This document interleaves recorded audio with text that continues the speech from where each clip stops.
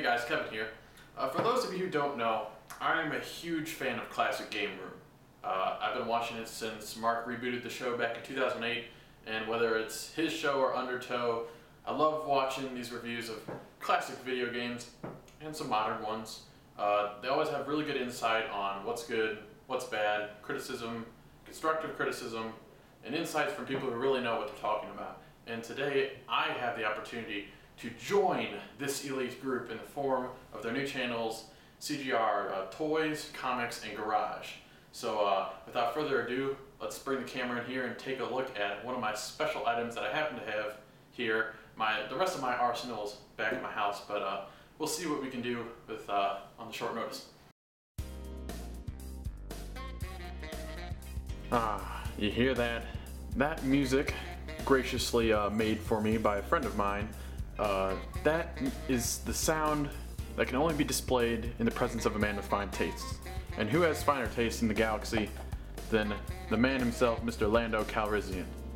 Now this is the Star Wars Power of the Jedi series from Hasbro, which is a series that came out right around 2000, and it featured the original trilogy, all of the characters, and even some variations that we'd never even heard from before, as well as the Phantom Menace. So, yeah.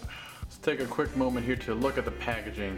It's a very nice display case they have the character sitting in on a green laser splashed background, featuring young Obi-Wan Kenobi looking distraught, being chased by a disembodied floating Darth Vader head. On the back, we have various interpretations of characters from all 4 movies that were released at the time, as well as some legal information, and the Jedi Force file card, a collectible card with all sorts of statistics on your favorite Star Wars characters. Now that I think about it, I would probably have a similar expression when being chased by a giant Darth Vader head. Now, while some people like to keep all their items in their original packaging, I think I couldn't do a fair review unless I removed Lando from his packaging. Now, some people might say that would destroy its value, but you can pick up the Power of the Jedi series for really cheap today. Even though it's 12 years old, most of the figures can be had for under $10. So in this case, I'm going to free Lando from his cardboard night, which he's spent the last 12 years in, so we can truly appreciate the build quality of this series. So be free! Oh, it is more difficult than I thought. There we go. Don't need this anymore. Now that we have freed Lando from his cardboard night, we can see that he comes with a pretty awesome cape and a blaster, which he took from the body of a stormtrooper he probably killed with his bare hands, which he has wired it into his own hand, you know, in case he runs into Darth Vader all the way and he can't just use the Force to pull his blaster away from him. Lando thinks ahead. He's got a good head on his shoulders. Speaking of his head, it moves side to side pretty well. His arms move a little bit, and his legs articulate pretty well, so he can run away from the hordes of stormtroopers chasing them on their escape from Cloud City. We are now looking at the Jedi Force file for Lando. Usually this is a document held under deep security, but here we can look at it today and inspect Lando's statistics, skills, gear, and tech. This classified file informs us that Lando is a very well-rounded character. You can see him, that dude doesn't mess around. He has a lot of skills, but the ones listed here are his gambling and administrative skills. He won Cloud City. How many of you out there have won a city? Not many, I suppose. He's got a variety of gear too. His famous blaster, which he's really good with that thing. And his wrist comlink, as well as his gambling cards. His Sabbac cards.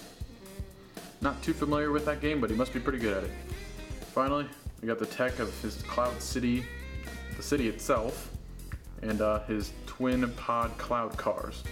Now those are pretty cool. Where's the racing game of twin pod cloud cars? We got pod racing, but that doesn't have anything on cloud cars.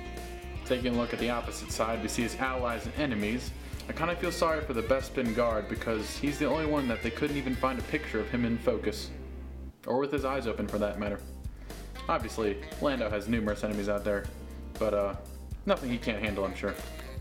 We also see some of his adventures, his showdown in the clouds, and Boba Fett's getaway. Not for long though. Just wait till the next movie. Now that information is all well and good, but there's one thing the Jedi Force file doesn't cover, and that's who shot first, Lando or Joe from Wild Gunman on the NES.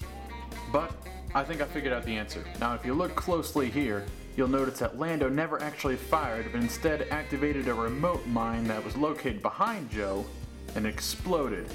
And while Joe was distracted, Lando went off to the cantina and hit on Joe's girlfriend. So what else can you say about Lando?